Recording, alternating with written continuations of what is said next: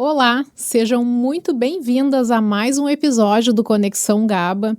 E hoje o tema está sensacional porque nós vamos falar de mulheres que brilham e lideram ambientes majoritariamente masculinos. Mas antes, quero convidar vocês a nos seguir no @Conexão Gaba lá no Instagram e também nas plataformas do YouTube e do Spotify. E para nos ajudar a falar desse assunto tão interessante, nós trouxemos a Sofia Costa, ela que por 17 anos esteve à frente como sócia administradora e CEO do Velopark, também atuando como uma liderança no Instituto Maria Rompeter e a mãe da Lia. Seja muito bem-vinda, Sofia. Obrigada. Seja muito bem-vinda. Estávamos ansiosas para te ter aqui. Eu também. Obrigada pelo convite de participar do Conexão Gaba. E estou aqui aberta para a gente desenvolver todos esses assuntos tão potentes. Ai, que legal. Bom, para começar, o Velopark ele foi criado lá em 2008, né? E recebeu aí grandes competições como Fórmula Truck, Stock Car, chegou a reunir 20 mil pessoas. O que toda mulher quer saber, Sofia, sobre liderar um ambiente que é majoritariamente masculino? Então, o Velopark foi inaugurado em 2008, trouxe ao Rio Grande do Sul algo muito inovador no automobilismo, mas também no entretenimento. É um parque que tinha capacidade para mais de 30 mil pessoas. Eu entrei, de fato, assim, na gestão em 2009, um ano mais ou menos depois do Velopark ter sido inaugurado. Assumi inicialmente a parte de marketing, naquela época que estava dando o boom da internet, a criação das redes sociais, então eu era muito jovem. Então, o que a gente quer saber assim também é uma mulher e muito jovem. Então, acho que esse foi o meu grande desafio, assim. E eu acho que a grande pergunta é refletir sobre uma mulher dentro de um ambiente altamente masculino e muitas vezes no automobilismo naquele ano, assim, também tinha muito aquela questão machista, né, de como liderar frente a esse universo.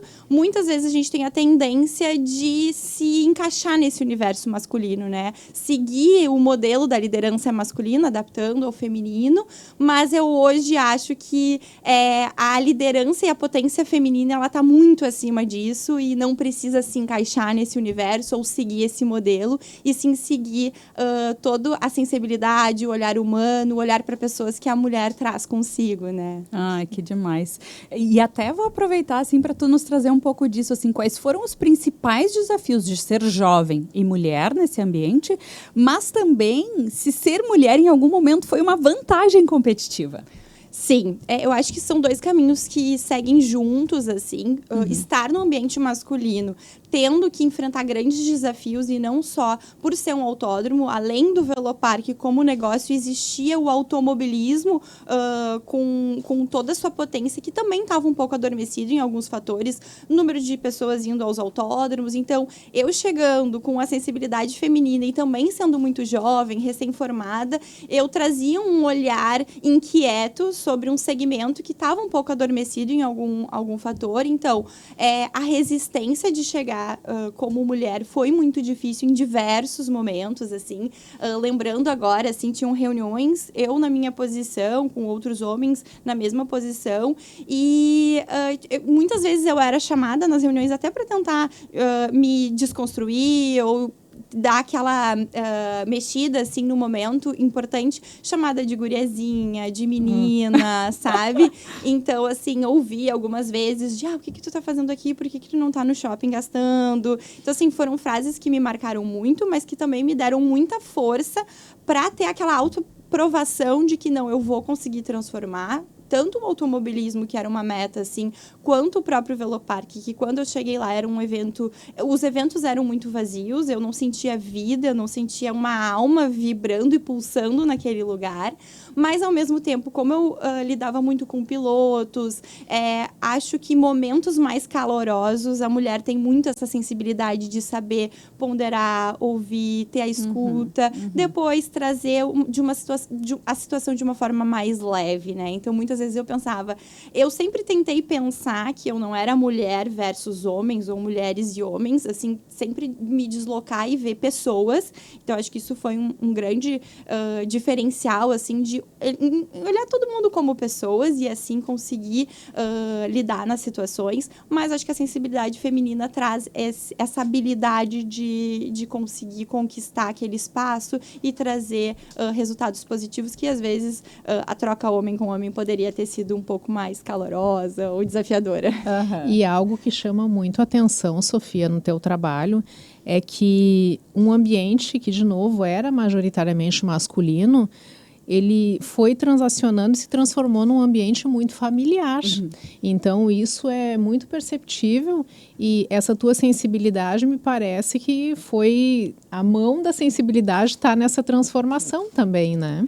Com certeza, sim. Acho que os autódromos e as corridas tinham muito aquela visão, assim, é um ambiente para... Como muitas vezes o futebol também mas que também se transformou, acho que ao longo desses anos, desses 17, quase 20 anos, o mundo mudou, mas no automobilismo tinha muito a figura feminina muito voltado ali ao grid, né? Então, vemos histórias aí, Ayrton Senna, Diane Galisteu, e todo esse preconceito que às vezes existia da mulher dentro desse ambiente. E entrando ao Velopark, eu enxergava assim, esse ambiente precisa ter mulheres, precisa ter crianças, precisa ter novas gerações conhecendo o automobilismo, se apaixonando, porque o automobilismo é paixão, né? Então, num desses segmentos que é a arrancada, quando eu entrei, era o evento que eu gostaria de ver cheio, né, trazendo essa vida ao Velopark. Eu fiz uma grande pesquisa no início, quando eu assumi, e ali era uma corrida não diferente de outras do automobilismo, que as pessoas se identificavam, ou com carros que remetiam à infância, né? Então, um carro que o avô teve, que o pai teve, carros atuais, então as pessoas se enxergavam ali com seus próprios carros e carros de desejo, mas também, às vezes, com poucas novas gerações. Então, o meu trabalho foi criar espaços e se tornar um espaço também de experiência, não só voltado, e eu sempre falava, eu não quero fazer corridas, eu quero fazer eventos, né? Então, foi um pouquinho disso. É uma mudança de mindset, né? Assim, Total. eu brinco, assim, né? Eu vim de uma família apaixonada pelo automobilismo, né? Assim, meu avô era jornalista esportivo, né? Fazia o automobilismo aqui no Rio Grande do Sul. O meu pai era aquele que assistia todo domingo de manhã, né? Assim, Fórmula 1, enfim, a gente nasceu e cresceu. Mas realmente, assim, as oportunidades que eu tive de estar em um autódromo foram muito poucas, né? E muito, assim, também conduzida pelo meu avô, assim, mas naquela coisa, a criança e tal. Mas realmente não era um ambiente, assim, tão propício, né? E o que tu falou me chama atenção, assim, a gente tinha a mulher ali, mas com papéis específicos. E desmistificar isso não deve ter sido uma jornada fácil, né, de construir, né? Muito difícil. E assim, para trazer tudo isso, o Velopark, ele foi criado com esse objetivo já. Então, na construção, terem banheiros bem estruturados, que em outros autódromos no Brasil não existia essa estrutura que cabe a mulher ficar o dia inteiro com o filho.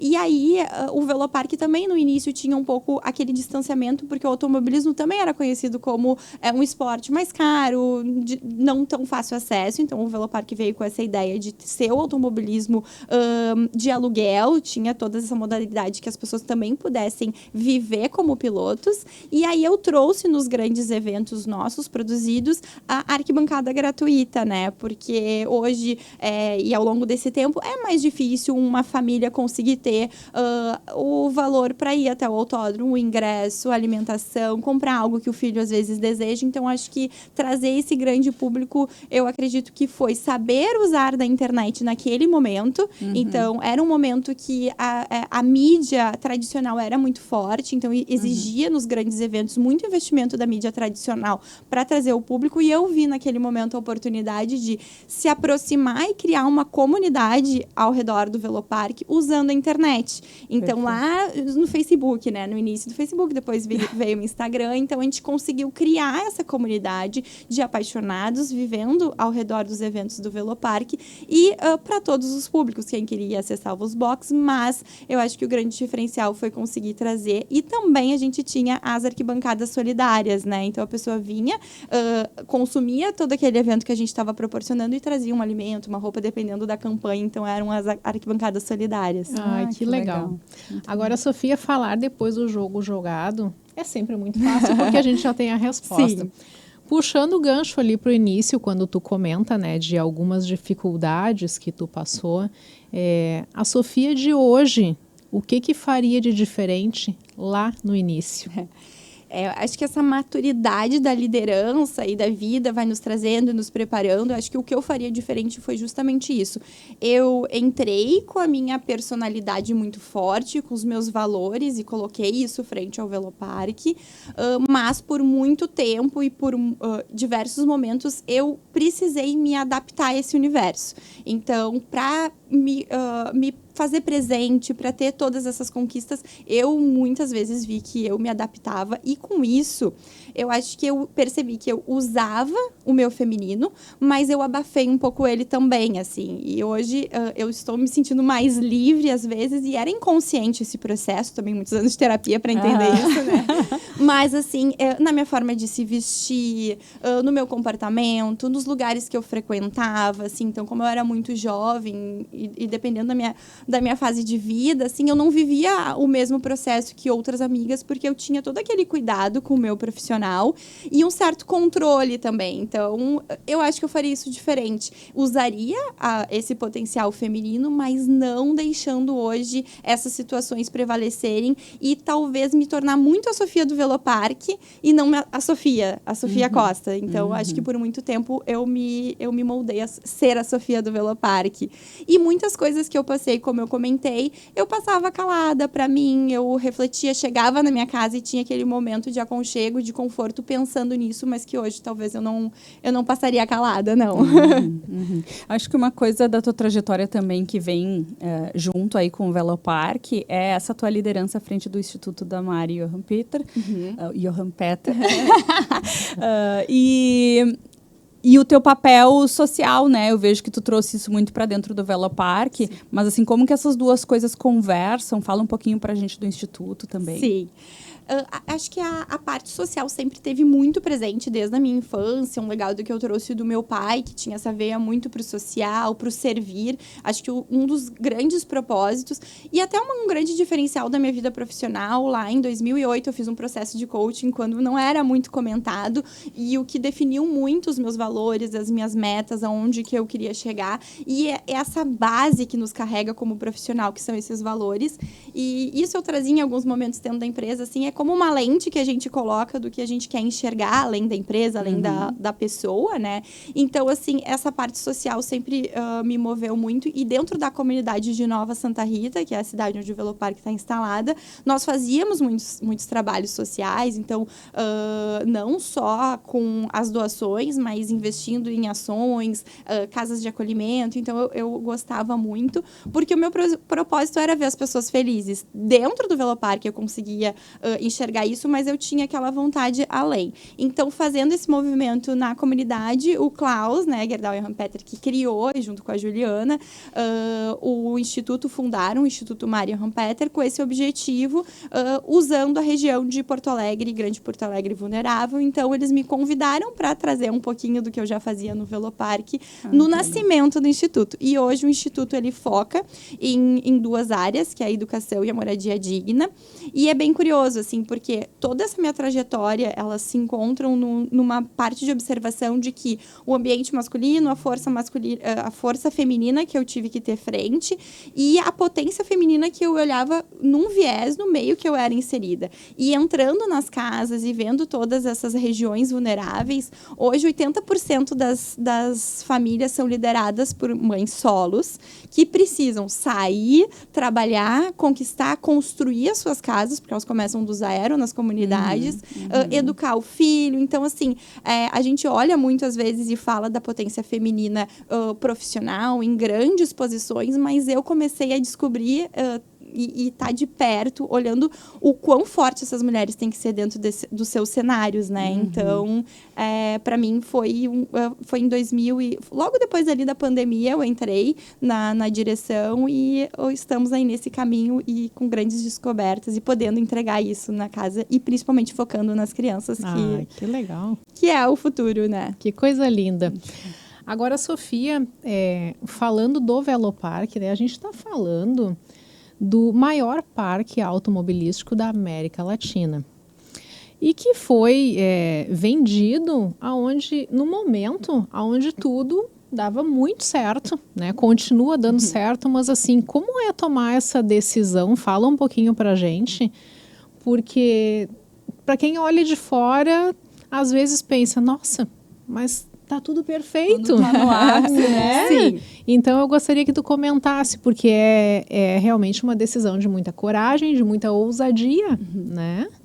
Bom, então, assim, o Velopark, quando eu assumi, ele tinha um desafio de que eu não poderia mais receber aportes dos investidores, né? Então, eu cheguei no momento de gestão, o Velopark quase fechou lá por 2013, 2014, ele ficou um ano em um replanejamento, não teve eventos abertos ao público, e aquilo me deu força para eu entender o que eu deveria fazer para conseguir manter aquele espaço potente, vivo, que gerava ali muitos empregos e movia todo um segmento. Então, esse objetivo, eu comecei a fazer um planejamento. Era uma área muito grande, então eram 144 hectares, dividido entre autódromo e cartódromo, e algumas áreas que não tinham ainda nenhuma implementação do automobilismo. Então, a minha intenção era criar um planejamento que eu pudesse vender as áreas ociosas, ficar somente com as áreas necessárias para que o negócio acontecesse e que elas conseguissem dar o seu próprio resultado. Então, foi um trabalho a campo, conseguimos vender várias áreas ao redor e, com isso, acabou se desenvolvendo um setor e um polo logístico ao redor, né? Ali de Nova Santa Rita, é uma região super bem localizada. Então, quando eu tomei essa decisão, eu também sabia do aquecimento do mercado imobiliário e que poderia chegar também um momento de que isso aconteceu no Autódromo de Curitiba recentemente. Então, como negócio, é difícil manter um negócio voltado ao automobilismo, não impossível. A gente mostrou que era possível. Então, eu sabia que em algum momento isso poderia acontecer. Então, dentro desse planejamento, conseguir tomar uma decisão ao longo prazo de saber que o negócio, em algum momento, mesmo em alta, ele pode passar para as mãos de outras pessoas, de outras empresas, é uma decisão de muita maturidade. E hoje, observando, eu vejo que tem os nossos apegos e toda a questão emocional que está atrás da liderança, né? Então, às vezes, a gente conquistar um espaço, conquistar poder, tá em alta e, mesmo assim, saber que naquele momento o negócio precisa passar por essa transformação. E uma das grandes reflexões tem a ver com o que eu já falei agora sobre a internet, né? Então, quando eu assumi, era um modelo, a internet, o mundo vibrava de uma forma, e com todos esses anos, hoje a gente vê muito, né, falar sobre isso, que a internet mudou, ela não tá muito mais, assim, a empresa frente à internet, tem muito essa questão da personalidade de quem está por trás, né, grandes líderes que a gente vê dando a cara, que antigamente não tinha. Então, eu fiz a minha liderança muito voltada e querendo toda a ênfase e o holofote ao Velopark, porque eu sempre pensei nisso, eu estou ali, em algum momento eu posso não estar, a gente pode repassar, então eu quis criar todo aquele holofote ao Velopark, mas chegou um momento que eu vi, opa, todo esse funcionamento da internet que a gente usou está mudando, eu vou precisar me reinventar, então tinha o meu planejamento de vida, eu estou disposta a mudar e ter uma nova forma de liderar,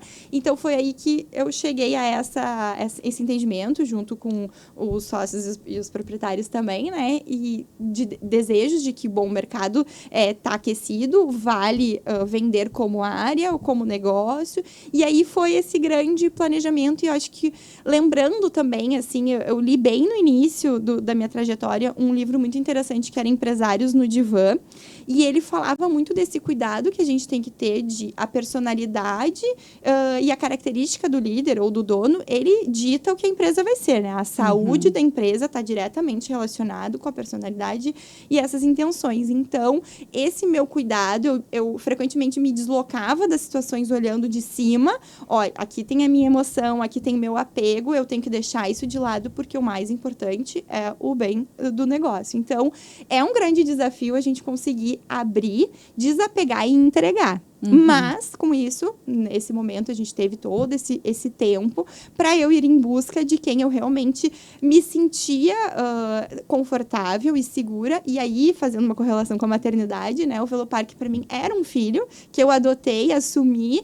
E não, talvez, eu acredito que nada é por acaso, né? Esse ano ele completa 18 anos. Então, a sensação foi bem essa, né? O meu filho cresceu e eu preciso estar aberta a entregar ele ao mundo para criar uma nova trajetória, para ter uma nova energia. E aí vem a questão do Anderson e da Fueltech, né? Então, puxando o gancho com aquela questão da personalidade, de quem realmente ama e que vai conseguir colocar isso, não olhando só como negócio, mas como um legado, com a potência que o Velopark tem para permanecer o espírito que o Velopark tem, né? Então, o Anderson foi essa pessoa. Primeiro eu pensei, não tem alguém melhor do que eles, do que a potência da Fueltech e ele, como Anderson Dick, que consegue não só mover as comunidades, mas muitos meios e apaixonados por automobilismo, né? Então, foi essa construção. E quando é para acontecer e quando a gente tem esse momento interno que a gente desapega, eu acho que tudo se transforma e as coisas acontecem quando tem que ser. E aí, fluiu muito rápido. E foi bem na minha gravidez ali, esse processo aconteceu na minha gravidez, no meu puerpério. Então, foi bastante intenso. Se deixar, eu fico falando. Não, mas a Sofia chega a faltar o fôlego, assim, porque eu fico pensando, assim, né? A gente sabe da potência da Fueltech e que eles têm uma legião, né? De fãs, de entusiastas, de pessoas que curtem o automobilismo, né? E etc. Mas pensando pela outra ótica, né, do filho e tudo mais, é óbvio, a gente tem a Lia, né, que chegou no meio disso tudo, né, assim, mas como é que tu fez essa, assim, quais foram os principais gatilhos, assim, que te disseram, assim, tá, agora é a hora, esse é o momento exato de fazer isso, e até, assim, se a maternidade, né, da Lia, se ela, de fato, pode ter feito com que tudo isso se acelerasse ou não? Não, com certeza, assim. Claro, teve todo esse planejamento, né, meu de vida, de que, bom, quando viesse a minha maternidade, eu fui protelando um pouco, né, porque eu gostava muito de viver a autorrealização, ver os projetos acontecendo, e eu achava que a maternidade não caberia naquele espaço. Hoje eu vejo que tem como, né?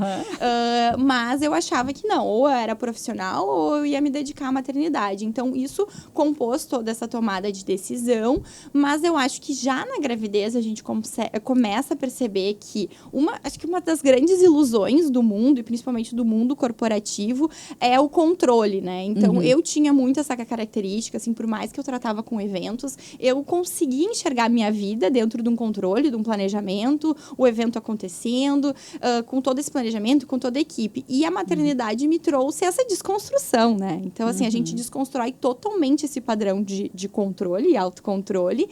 E, com isso, a entrega. Então, acho que a maternidade tem a ver com a entrega e essa tomada de decisão também teve a ver com a entrega de que, bom, eu não tenho controle, o bem maior, que é o Velopark, a continuidade dele e o crescimento dele, e escolher a pessoa certa para entregar, né, o filho.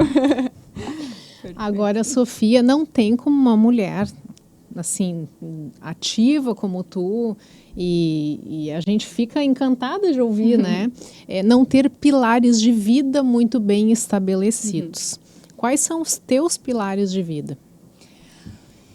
Sempre foi os meus propósitos de vida, assim, então servir e ver pessoas felizes se transformando ao meu redor, tanto no meu núcleo próximo quanto num núcleo mais externo, assim, eu sempre tentei enxergar a vida dessa forma. Então, aí eu acho que tem o pilar do amor, da família, das amizades. Eu sempre trabalhei com isso muito claro nos meus objetivos pessoais, enxergando como é que estava a minha vida ao redor, o relacionamento pessoal, depois o casamento, a questão financeira. Então, eu sempre fui uma mulher que pensava, não, eu quero criar a minha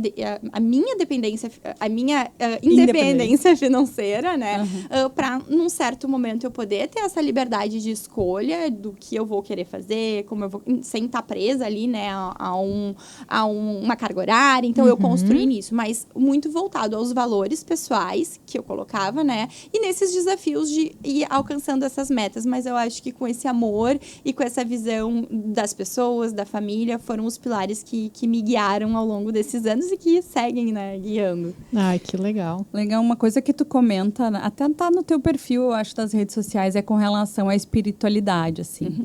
Ela também faz parte, assim, desse teu processo de tomada de decisão, das tuas escolhas, como que ela guia, né, a Sofia enquanto também líder de negócio, mãe, enfim. Sim. Esse é um tema que quem trabalhou comigo sabia muito como eu levava a vida dessa forma, assim, independente de uma religião, dessa conexão. E eu acho que quando a gente descobre o nosso propósito interno e ele tá bem alinhado, a gente sente uma conexão com algo maior, que às vezes é difícil de explicar e como traduzir isso, né, da forma de Deus, de algo que nos guia. Então, eu sempre me senti muito conectada. E o que a gente chama, às vezes, de intuição, eu sempre achei que era uma voz de fora e externa que vinha. Então, eu tinha os meus momentos de conexão espiritual. Eu gostava muito nessas pausas dos eventos. Eu buscava retiros, momentos de silêncio, de leitura, indo para esse lado para entender esse todo maior que está aqui posto no universo, né? E aplicando isso na equipe, assim. Então, a intuição, eu acho que está muito relacionada a isso. E também aquele movimento que eu já comentei de se deslocar da situação e ouvir o que essa intuição, o que essa voz nos diz para essas tomadas de decisão. E eu tinha algo que, quando eu enxergava o caminho, e no processo de venda isso aconteceu, tinham outras empresas interessadas em outros segmentos. E aí, quando a gente consegue enxergar aquilo fluindo, aquele caminho, parece que é uma resposta externa, que eu correlaciono muito com a espiritualidade, que não é esse caminho, vai. E também na loucura do nosso dia a dia, a gente tá atento e sensível, porque a gente ganha muitos sinais, né? Assim, acho que tem esses sinais externos vindo que não são acasos. Sabe que esse é um ponto que a gente frequentemente comenta aqui, né, Gabi? Como é importante a gente se autoconhecer, porque o universo nos dá as respostas, mas a gente precisa estar atento, né? E se conhecer para saber interpretar essas respostas. Então, quando tu fala isso, de fato é algo que faz total sentido, né? Que as pessoas precisam realmente se conectar consigo, porque muitas vezes a gente vê as pessoas buscando uma conexão com algo que nem elas entendem com o que seria, né? Então, isso e porque tem uma banalização do autoconhecimento, né? E quando a gente para, né, para se olhar, se perceber e perceber o nosso entorno, aí a gente vê que faz toda a diferença, né? Que vai nos ajudar realmente a tomar as melhores decisões com mais consciência, com mais clareza, né? E sendo, de fato, assim, agentes daquilo que a gente quer fazer e não refém, né? Exatamente. E assim, o tudo é sobre nós, né? O que o outro tá despertando em mim. Então, eu sempre estive muito atenta a isso para que esse outro lado emocional não interferisse, né? Então, esse autoconhecimento é um trabalho constante dessa busca interior e que, às vezes, a gente fica preso a um momento de vida ou alguma conquista de algum trauma, algo que a gente quer provar para o externo. E aí, quando tu entende isso e consegue se libertar e entregar, eu acho que a vida, ela abre novos capítulos e a gente vai passando, né, das fases que, às vezes, a gente pode ficar a vida inteira preso ali a um momento que fez sentido, mas que pode não fazer mais, né? Agora, mudando um pouquinho aqui o viés da conversa, falando de maternidade, a gente sabe que é algo transformador, mas que também é algo que a gente muitas vezes se depara com o que não esperava. Como primeiro, conciliar a maternidade com esse tanto de tarefas que tu tem? E segundo, qual foi a tua expectativa versus realidade quando se fala em maternidade?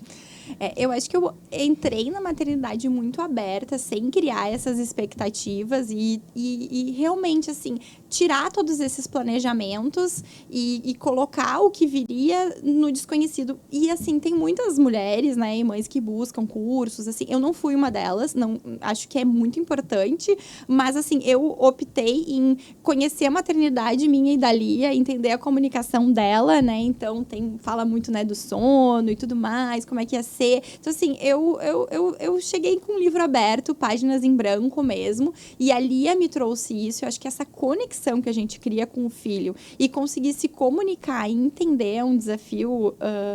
nossa, acho que um dos maiores que eu vivi na minha vida. Eu tinha muito a questão do sono me preocupava, mas eu pensava, nossa, eu ficava noites em claro, em eventos, né?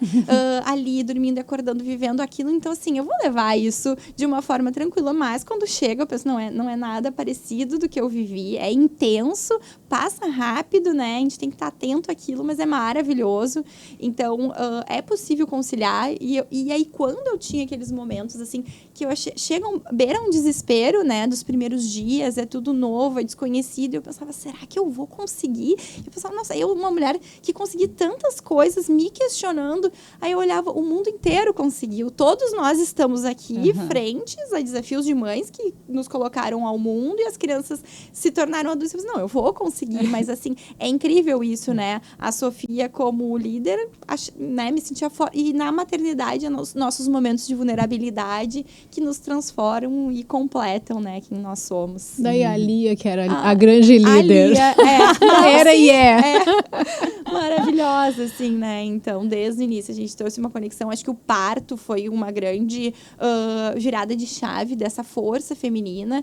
Eu, claro, como eu vivia muito nesse ambiente masculino, eu admirava muito também a força masculina. E como eu falei, eu deixei muito de enxergar a minha própria feminilidade. E aquele momento do parto parece que foi um despertar da força feminina, né? Que tá por trás de tudo isso. E depois assumindo o papel de ser mãe. E a nossa responsabilidade, né? Nós três, mães, né? Eu tenho um menino, mas eu também tenho uma menina. Então, mães de meninas, né? Que temos que mostrar para elas que sim, elas podem ser o que elas quiserem, que não importa o ambiente que elas escolham frequentar, que elas podem exercer a máxima potência delas, né? Então a gente tem um desafio de legado, né, meninas, para deixar. Mas é muito gostoso de ouvir a Sofia falar, porque e daí trazendo isso para a educação das nossas filhas, como é importante a gente reforçar que a mulher ela deve ser forte frente às situações da vida, aos desafios, sem perder a sua sensibilidade, a sua feminilidade. Porque é muito comum que esses papéis se confundam. Então, ouvir isso é assim, é música para os ouvidos, né? Não, e tem muito, né? Quando a gente sente e se enxerga como uma mulher forte, né? Líder, potente, às vezes tem que ter aquele espaço para aflorar a vulnerabilidade, a sensibilidade. Tem dias que nós vamos estar super bem, tem dias que não, e tá tudo bem, né? Então, acho que esse tempo o tempo da maternidade nos traz isso, porque para mim o dia a dia era muito corrido, então às vezes eu não deixava e não tinha esse tempo de viver e deixar isso aflorar. Então, e aflora o feminino, né? E uma coisa também que chama a atenção é que, assim, falando lá do Velopark, é algo muito prático, né? É prático, é estratégico. E daqui a pouco tem a Sofia mãe, que não precisa de estratégia nenhuma. A estratégia é o coração, é a emoção, é o sentimento, né? É a presença. É simplesmente ser, né? É simplesmente ser. Ai, que lindo, que lindo. Mas, Sofia, a gente não pode encerrar esse episódio sem falar que...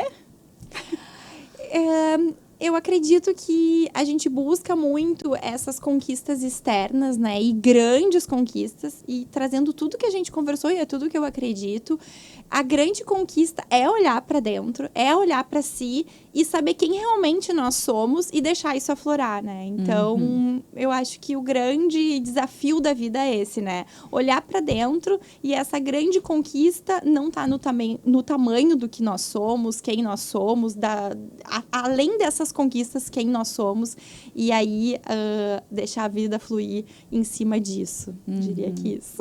Que legal. Daria para ficar aqui o dia inteiro. Eu adoraria. Adoramos. Muito obrigada pela tua generosidade de, com uma agenda tão cheia, estar aqui com a gente hoje. Espero que vocês tenham gostado, tanto quanto nós adoramos o episódio, não podemos deixar de agradecer os nossos patrocinadores. Louco Bebidas Funcionais, Mari Araújo, que sempre cuida com carinho dos nossos looks, e Miró Chocolates, que vai presentear a nossa convidada também com muito carinho. Muito obrigada e até a próxima. Isso, e não deixem de seguir a Sofia nas redes sociais, @SofiaPCosta. Isso mesmo. Né? Obrigada e até a próxima.